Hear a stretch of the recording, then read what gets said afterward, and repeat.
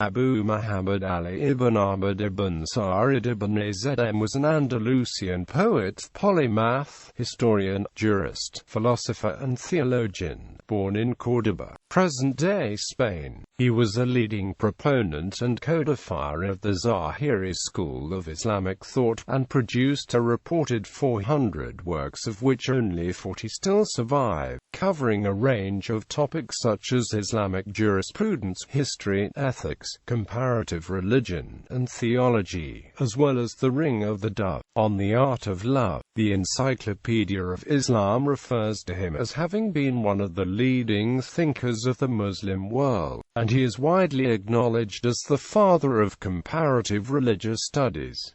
Personal life. Lineage. Ibn Hazm was born into a notable family. His grandfather Saʿīd, who moved to Córdoba, and his father Aḥmad both held high advisory positions in the court of the Umayyad Caliph Hisham II. The family claimed to be of Arabian descent, claiming descent from Umayyad dynasty. Upbringing. Having been raised in a politically and economically important family, Ibn Hazm mingled with people of power and influence all his life. He had access to levels of government by his adolescence that most people at the time would never know throughout their whole lives. These experiences with government and politicians caused Ibn Hazm to develop a reluctant and even sad skepticism about human nature and the capacity of human beings to deceive and oppress. His reaction was to believe that there was no refuge or truth except with an infallible God, and that with men resided only corruption. Ibn Hazm was thus known for his cynicism regarding humanity and a strong respect for the principles of language and sincerity in communication. Career. Ibn Hazm lived among the circle of the ruling hierarchy of the Umayyad government. His experiences produced an eager and observant attitude, and he gained an excellent education at Córdoba. His talent gained him fame and allowed him to enter service under the caliphs of Córdoba and Almansa ibn Abi Amir,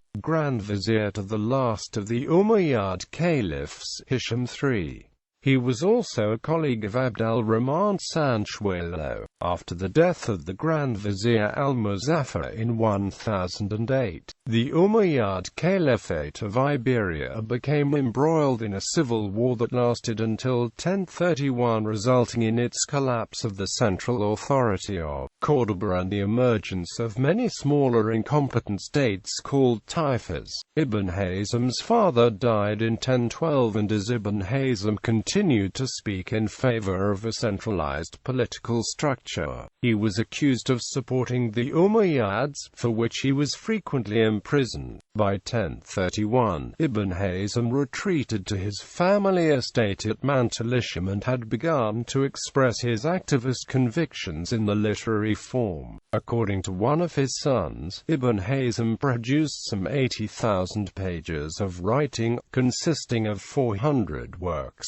Only 40 of those works are still extant. The varied character of Ibn Hazm's literary activity covers an impressive range of anthropology, genealogy, jurisprudence, logic, history, ethics, comparative religion, Islamic studies, Muslim prophetic tradition and theology. He is also known to have been fond of adventure and travels, and wrote about his visit to the island of Majorca and its capital Palma. His notes grant interesting insight into the invention and construction of caravels. According to a saying of the period, the tongue of Ibn Hazm was a twin brother to the sword of al-Hajjaj, and he became so frequently quoted that the phrase Ibn Hazm said became proverbial. As an Athari, he opposed the allegorical interpretation of religious texts, preferring instead a grammatical and syntactical interpretation of the Quran. He granted cognitive legitimacy only to revelation and sensation, and considered deductive reasoning insufficient in legal and religious matters. He rejected practices common among more heterodox schools such as juristic discretion. While initially a follower of the Malikite school of law within Sunni Islam, he switched to the Shafi'ite rite later and, around the age of 30, finally settled with the Zahirite school. He is perhaps the most well-known adherent to the school, and the main source of extant works on Zahirite law. He studied the school's precepts and methods under Abu al-Qayyar al-Dawudi al-Zahiri of Santarem municipality, and was eventually promoted to the level of a teacher of the school himself. In 1029, the two of them were expelled from the main mosque of Córdoba for their activities.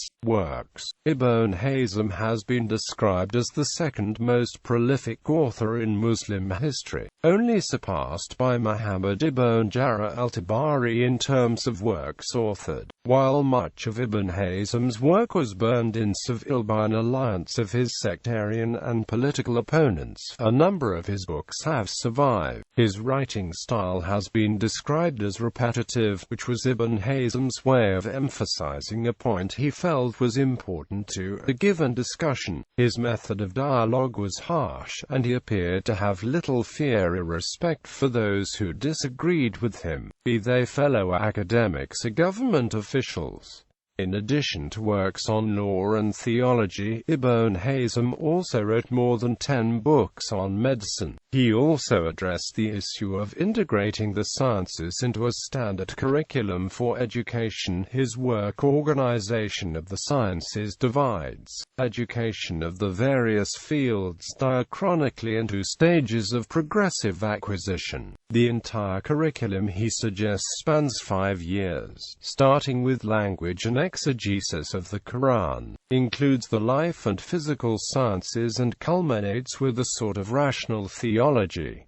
Detailed critical examination. In his Faisal, a treatise on Islamic science and theology, Ibn Hazm stressed the importance of sense perception as he realized that human reason can be flawed, while he recognized the importance of reason, since the Quran itself invites reflection. He argued that this reflection refers mainly to revelation and sense data, since the principles of reason of themselves derived entirely from sense experience. He concludes that reason is not a faculty for independent research or discovery, but that sense perception should be used in its place, an idea that forms the basis of empiricism. Logic. Ibn Hazm wrote The Scope of Logic, in which he stressed on the importance of sense perception as a source of knowledge. He wrote that the first sources of all human knowledge are the soundly used senses and the intuitions of reason, combined with a correct understanding of the language. Ibn Hazm also criticized some of the more traditionalist theologians who were opposed to the use of logic and argued that the first generations of Muslims did not rely on logic. His response was that the early Muslims had witnessed the revelation directly, whereas the Muslims of his time have been exposed to contrasting beliefs.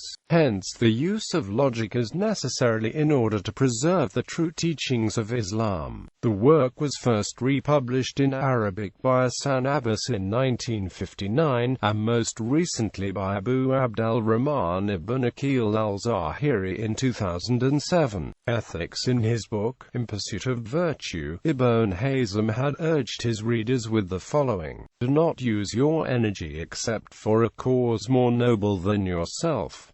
Such a cause cannot be found except in Almighty God Himself. To preach the truth, to defend womanhood, to repel humiliation which your Creator has not imposed upon you, to help the oppressed. Anyone who uses his energy for the sake of the vanities of the world is like someone who exchanges gemstones for gravel. Poetry. A poem or fragment of a poem by him is preserved in Ibn Said al-Maghribi's Penance of the Champions. You came to me just before the Christians rang the bells. The half-moon was rising, looking like an old man's eyebrow or a delicate instep. And although it was still night, when you came, a rainbow gleamed on the horizon, showing as many colors as a peacock's tail. views, language. In addition to his views on honesty in communication, Ibn Hazm also addressed the science of language to some degree. He viewed the Arabic language, the Hebrew language and the Syriac language as all essentially being one language which branched out as the speakers settled in different geographic regions and developed different vocabularies and grammars from the common root. He also differed with many Muslim theologians in that he didn't view Arabic as superior to other languages. This was due to the fact that the Quran does not describe Arabic as such, and in Ibn Hazm's view there was no proof for claiming any language was superior to another. Literalism. Ibn Hazm was well known for his strict literalism, and is considered the champion of the literalist Zahirite school within Sunni Islam. A commonly cited example is his interpretation of the first half of verse 23 in the Quranic chapter of Al-Isra, prohibiting one from saying uff to one's parents. Ibn Hazm said that half of the verse only prohibits saying uff and doesn't prohibit hitting one's parents, for example, but rather that hitting them is prohibited by the second half of the verse, as well as verse 24, which command kind treatment of parents. Physics and dynamics. Ibn Hazm's views on sound is that it travels at specific speeds. He gave examples of echo inside the Mosque of Córdoba to prove his statements. Among the examples he proposed was the reference to the interval between lightning and the thunder that follows it. He also implicitly believed that lightning causes thunder. Ibn Hazm also presented a notion on dynamics regarding the nature of motion of bodies. Ibn Hazm explained that there are mobile objects and stationary objects, but there is no motion or staticness.